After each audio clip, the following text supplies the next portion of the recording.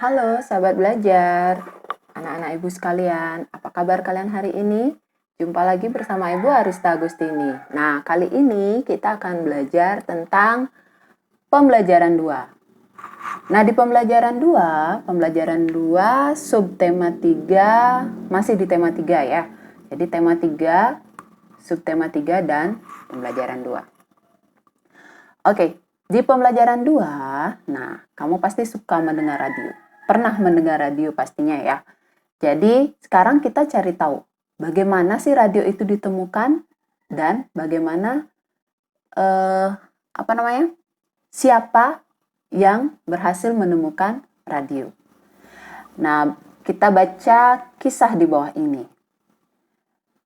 Ya, jadi Guglielmo Marconi itu adalah sang penemu radio. Dia lahir di Bologna. Italia itu pada tanggal 25 April 1874. Sejak kecil ia menunjukkan minat pada bidang fisika dan elektro. Jadi dia sejak kecil ya. Sejak kecil ia menunjukkan minat pada bidang fisika dan elektro. Nah, pada tahun 1895 ia mulai penelitiannya sampai menemukan telegraf tanpa kabel. Jadi dia sudah berhasil menemukan telegraf tanpa kabel. Ini merupakan cikal bakal dari radio itu sendiri. Jadi cikal bakal, maaf ya.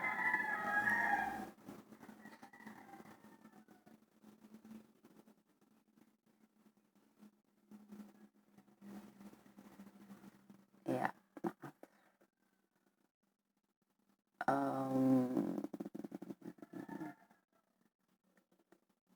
Iya. Jadi ini adalah cikal bakal radio. Nah, pada tahun 1897, Marconi mempresentasikan hasil temuannya. Hasil temuannya itu adalah alat komunikasi dengan menggunakan sinyal tanpa kabel. Jadi dia menemukan alat komunikasi sinyal yang menggunakan sinyal tapi tanpa kabel. Ia mampu menjangkau jarak 19,3 km. Nah, itulah radio. Hingga saat ini dirasakan manfaatnya oleh kita. Jadi tahun 1901, Marconi berhasil membuktikan bahwa gelombang tanpa kabel, jadi tahun 1901, gelombang tanpa kabel temuannya tidak akan terganggu oleh lekukan bumi. Jadi ia menyebarkan sinyal radio pertama sejauh 3.380 km sampai menyeberangi Samudra Atlantik. Jadi penelitian Marconi terus berkembang. Selain pemancar radio, ia juga menemukan, kita lanjut ke halaman berikutnya. Nah, dia juga menemukan perangkat komunikasi lain yang menggunakan gelombang tanpa kabel, yaitu ada telegram, ada radio, dan juga ada teknologi radar. Atas jasa yang sangat bermanfaat bagi perkembangan ilmu pengetahuan, Marconi menerima banyak penghargaan. Penghargaannya antara lain adalah Nobel di bidang fisika, kemudian gelar kehormatan dari Kaisar Rusia. Jadi itu beberapa penghargaan yang diterima oleh Marconi. Ya, jadi dari bacaan tersebut, hal apa yang bisa kalian teladani? Ya, jadi sikap-sikap yang bisa kalian teladani dari penemu radio tersebut. Nah, informasi yang kalian dapat dari bacaan yang pertama, siapa penemu radio?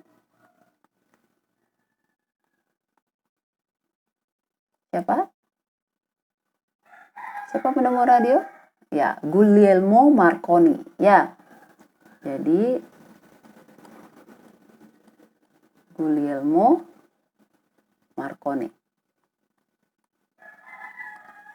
Kemudian kapan kapan ditemukannya radio? Ya, itu radio ditemukan kapan?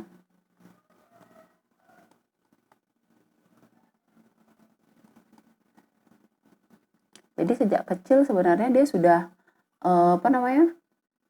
terlihat bakatnya ya. Jadi ini profilnya ya. Jadi dia lahir 25 April, kemudian sejak kecil. Nah, kemudian pada tahun 1895 ia memulai penelitiannya yang merupakan cikal bakal dari ditemukannya radio ya. Jadi 1895.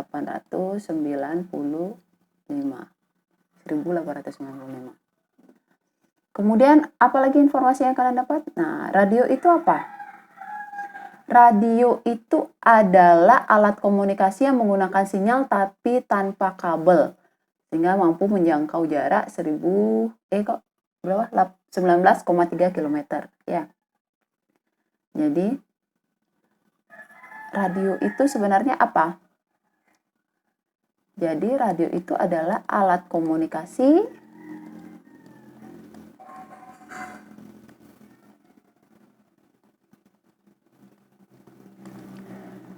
yang menggunakan sinyal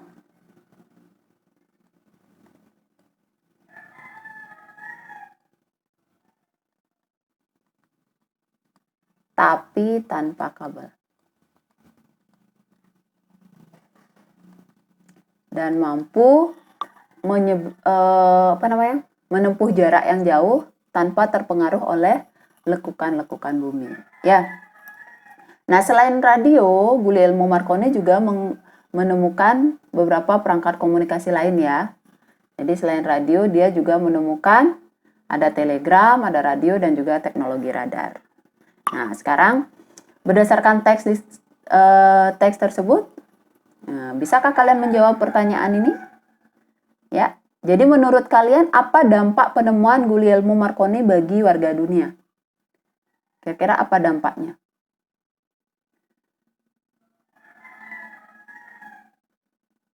Ya, silakan nanti kalian jawab pertanyaan ini ya. Jadi jawab pertanyaan ini 3 ya. Ya, nah, ketiga pertanyaan ini.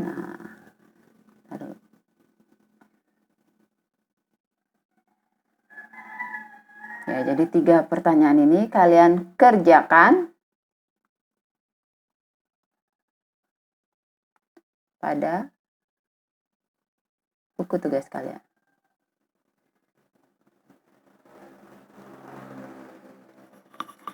Oke? Jadi berdasarkan teks, lihat apa dampaknya, kemudian apa yang terjadi jika Guglielmo Marconi tidak menemukan radio, kemudian Guglielmo menemukan radio dan membawa banyak manfaat. Lalu bagaimana manfaat temuannya? Bagaimana kita memanfaatkan temuannya dengan bijak? Ya? Iya, itu yang akan kita pelajari sekarang. Nah, tentunya di antara kalian pasti pernah mendengarkan radio. Sama seperti Lani. Nah, Lani ini suka sekali mendengarkan radio. Ya, apa saja yang bisa kalian dengar dari radio? Jadi di radio itu banyak informasi. Ada berupa berita, ada mungkin hiburan, musik, lagu, itu ya enak ya. Nah, Lani suka sekali mendengarkan berbagai lagu dari stasiun radio itu. Nah, ketika Lani mendengarkan radio di kamarnya, volume suara radio itu keras sehingga adiknya yang sedang belajar itu merasa terganggu. Nah, jadi ini dia menyalakan radionya sangat keras. Keras sekali volume radionya sehingga di sini adiknya Lani merasa terganggu ketika belajar. Nah, menurut pendapat kalian, apakah Lani sudah menggunakan hak dan kewajibannya secara seimbang? Sudah? Iya, tentu saja belum. Jelaskan alasannya. Apa alasannya? Ya, jadi alasannya karena Lani memang berhak mendengarkan radio. Jadi kita berhak mendapatkan hiburan gitu ya, atau berhak melakukan apa yang kita suka, melakukan hobi kita. Jadi itu hak kita. Tapi kewajiban kita apa? Ketika kita melaksanakan hobi kita, itu kita tidak boleh mengganggu hak orang lain gitu ya. Jadi di sini hak Lani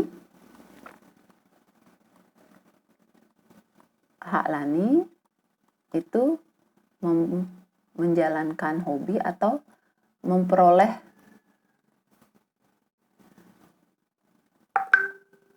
hiburan ya. Jadi dia memperoleh hiburan. Tetapi kewajibannya adalah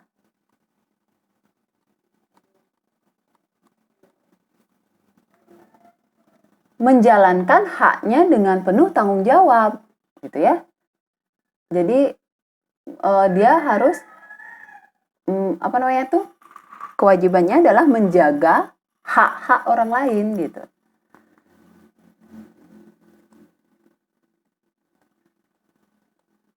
Menjaga hak orang lain. Nah, dalam hal ini orang lainnya itu adalah adiknya sendiri. Apa hak dari adiknya? Ya, jadi hak dari adiknya Lani itu adalah belajar.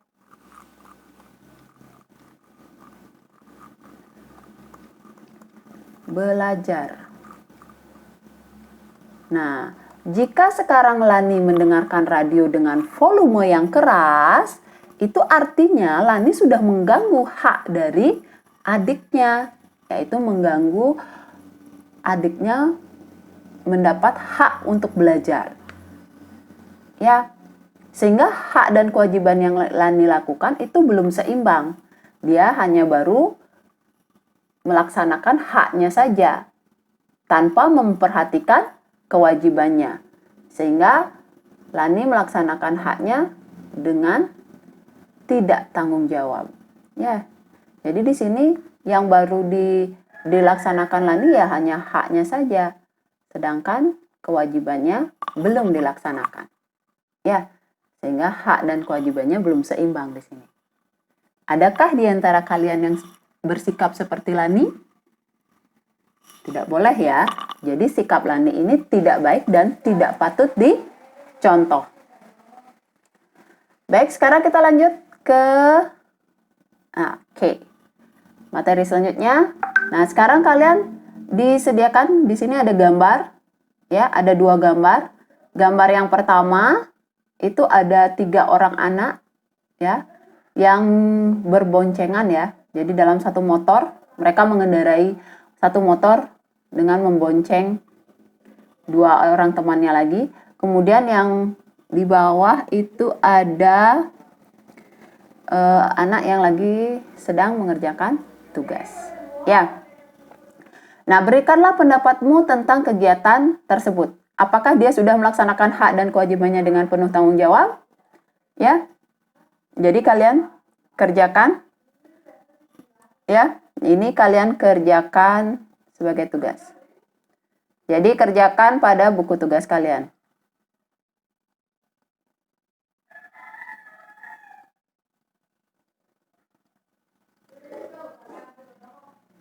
Ya, kerjakan ya. Jadi kalian lihat di sini ya. Apakah mereka menggunakan haknya dengan tanggung jawab, terus bagaimana mereka melaksanakan kewajibannya dengan penuh tanggung jawab. Kemudian kalian jawab, menurut kalian mengapa kita harus melaksanakan hak dan kewajiban dengan tanggung jawab, kemudian apa yang akan terjadi jika kita tidak melaksanakannya. Baik, sekarang kita lanjut lagi. Ya, kita membaca teks eksplanasi berikut. Jadi ini judulnya adalah rangkaian lampu di kelasku. Rangkaian listrik seri dan paralel. Nah, di pembelajaran sebelumnya kita sudah bahas persamaan dan juga perbedaan dari rangkaian seri dan paralel. Nah, rangkaian seri dan paralel ini banyak dipakai untuk penerangan di berbagai tempat. Rangkaian seri sering banget Nah, ada kata sering banget. Kenapa kita perlu garis bawahi? Nah, nanti ini tujuannya untuk mencari apa? Ya, kata baku dan kata tidak baku. Kosakata baku dan kosakata non baku ya. Oke, sebentar, biar warnanya lebih kelihatan ya. Iya. Oke, Ibu pakai warna biru ya. Jadi di sini rangkaian seri itu sering banget. Nah, sering banget. Kita lihat pada hiasan pohon Natal atau hiasan pada pohon-pohon besar di sepanjang jalan. Pada dasarnya, dalam kehidupan sehari-hari, terutama di rumah, rangkaian listrik yang mengakomodir arus energi buat penerangan itu adalah merupakan gabungan dari rangkaian listrik seri dan paralel. Rangkaian ini dikenal sebagai nama rangkaian listrik campuran. Dengan demikian, kedua jenis rangkaian ini akan saling melengkapi satu sama lain. Seperti halnya lampu di kelasku yang menggunakan rangkaian listrik campuran. Jadi terdapat 3 buah saklar dengan 4 buah lampu di kelas. Saat saklar 1 dinyalakan, maka yang menyala adalah hanya lampu 1. Ya, jadi ini saklarnya ya. Jadi ada 3 saklar. Ini saklar 1, saklar 2, saklar 3. Jadi ketika saklar 1 ini dinyalakan, maka yang menyala hanya lampu 1. Saat saklar 2 dulu ya. Saat saklar 2 dinyalakan, maka hanya lampu 2 yang menyala. Tahu alasannya kenapa? Iya, karena lampu 1 dan lampu 2 ini susunannya paralel. Jadi kalau lampu 1 dinyalakan, lampu 2 belum tentu menyala. Jadi kalau ini masih padam, lampu 1 menyala, dinyalakan, menyala. Saklar 2-nya dinyalakan, lampu 2-nya menyala gitu ya. Karena dia dirangkainya paralel. Kemudian jika saklar 3, nih saklar 3, dinyalakan, maka lampu 3 dan 4, nah ini sekalian dia nih, lampu 3, lampu 4, itu akan menyala. Karena dia dirangkainya dengan rangkaian seri. Dengan kondisi tersebut, maka rangkaian seri pada lampu di kelas adalah lampu 3 dan lampu 4. Sedangkan rangkaian paralelnya adalah lampu 1, lampu 2, dan lampu 3, 4. Ya. Jadi ini disusunnya 1, 2, 3, 4. Nah, ini disusun paralel. Jadi ini paralel karena dia bersusun ya. Sedangkan yang seri itu hanya ini. Disusunnya berderet atau berurutan ya. Nah, rangkaian paralel akan sangat membantu sekali penghematan biaya listrik karena kita tidak perlu menyalakan semua lampu saat cuaca tidak terlalu gelap. Kita hanya perlu untuk dapat menyalakan lampu sesuai kebutuhan. Ya, jadi rangkaian paralel itu bisa kita atur sendiri. Lampu mana yang kira-kira ingin kita nyalakan atau yang tidak usah kita nyalakan gitu ya. Tapi kalau seri, begitu saklar dinyalakan, ya semua lampu akan menyala. Sehingga di sini rangkaian paralel bisa membantu penghematan biaya listrik ya. Nah, sekarang setelah kalian mencermati teks eksplanasi tersebut, temukanlah kosakata non baku dan kalimat tidak efektif. Nah, kalau tadi kita sudah menemukan kata tidak bakunya ya. Nah, kalimat tidak efektifnya, ada nggak kalimat tidak efektif di sana? Ya, kalian temukan, kemudian kalian perbaiki menjadi, perbaiki kata tidak bakunya menjadi kata baku, kemudian kalimat tidak efektifnya menjadi kalimat efektif. Ya, nah banyak dipakai. Nah ini nih, dipakai. Harusnya apa? Dipakai. Ya, jadi rangkaian seri dan paralel banyak dipakai buat penerangan di berbagai tempat. Buat ini juga non baku. Ya. Nah, kalian catat di sini ya. Nah, ini Bu kasih contoh, nanti dilanjutkan. Jadi ini misalkan dipakai, itu kalian cari apa? Harusnya apa? Banyak digunakan. Gitu ya. Kosakata bakunya digunakan, bukan dipakai. Ya. Bisa ya, Nak ya? Nah, jadi ini tugas kalian juga. Iya, ini tugas kalian. Oke? Kalian kerjakan di rumah ya. Boleh apa namanya itu? Mencari sumber informasi lainnya. Boleh cari di internet juga. Ya. Dan berdiskusi dengan orang tua tentunya. Oke, kita lanjut ya, Nak ya. Nah, setelah menemukan kata baku dan kalimat efektifnya, ya, kalian juga menentukan isi atau informasi penting dari teks eksplanasi tersebut. Nah, jadi informasi penting apa yang terdapat pada teks eksplanasi tersebut. Dari paragraf 1 yang merupakan topik masalahnya apa, kemudian ke paragraf 2 merupakan deret penjelasnya apa, dan yang terakhir paragraf 4 kesimpulan dan saran. Ya, jadi ini silakan juga kalian ini juga dikerjakan. Ya, ini juga dikerjakan. Baik. Nah, sekarang kamu akan belajar untuk menjadi seorang penemu cilik. Nah, apa yang akan kalian temukan? Ini.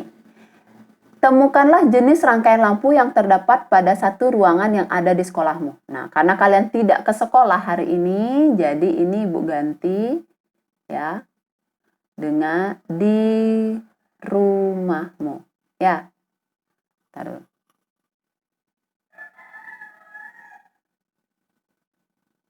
Iya. Jadi sekolah kita ganti dengan yang ada di rumah. Misalkan di kamar kalian gitu misalkan ya, atau di ruang tamu. Ya, pokoknya di rumah. Jadi temukan jenis rangkaian lampu yang terdapat pada satu ruangan yang ada di rumahmu. Perhatikan langkah-langkah berikut. Jadi pilih satu ruangan di rumah yang kamu sukai, nah, misalkan ruang keluarga. Kemudian amati jenis rangkaian yang digunakan dengan memperhatikan jumlah saklar dan juga jumlah lampu yang ada di ruangan tersebut. Nyalakan dan matikan saklar untuk mengetahui posisi lampu yang menyala dan yang mati. Catatlah hasil pengamatanmu, kemudian gambarlah rangkaian lampu tersebut sesuai dengan hasil pengamatanmu. Ya, apakah dia menggunakan rangkaian seri, apakah dia menggunakan rangkaian paralel, jadi nanti kalian gambar, kalian kerjakan ya, dan simpan hasil kerjamu, kita gunakan untuk pertemuan berikutnya. Tapi ini tetap dikerjakan, jadi intinya ini dikerjakan ya, kerjakan pada buku tugas.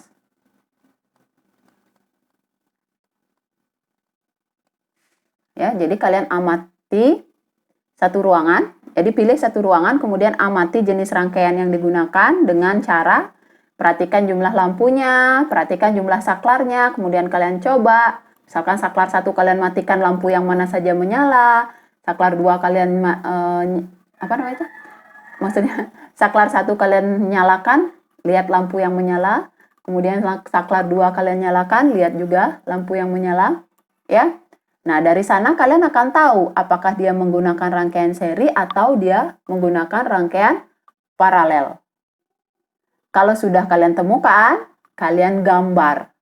Kan sudah bisa kan? Di pertemuan sebelum-sebelumnya juga sudah Ibu apa namanya itu? Kita sudah bahas bagaimana bentuk rangkaian seri dan bagaimana juga bentuk rangkaian paralel. Bagaimana, Nak? Bisa dipahami ya? Oke. Jadi itu pembelajaran kita hari ini ya. Jadi ada beberapa hal. Jadi mulai dari bagaimana radio itu ditemukan, kemudian bagaimana kalian menggunakan hak dan kewajiban kalian secara seimbang dengan penuh tanggung jawab, dan kemudian menemukan kosakata baku dan non baku, termasuk juga kalimat efektif dan tidak efektif. Kemudian menemukan informasi penting dari teks eksplanasi, dan yang terakhir mengamati atau menemukan rangkaian lampu yang terdapat pada satu ruangan di rumah kalian masing-masing, ya. Baik, itu pembahasan kita hari ini. Semoga apa yang kita bahas bisa bermanfaat dan bisa kalian pahami dengan baik, ya. Sampai jumpa di pembelajaran kita selanjutnya, dan jangan lupa tetap jaga kesehatan, tetap semangat dan belajar dengan baik, ya. Dadah.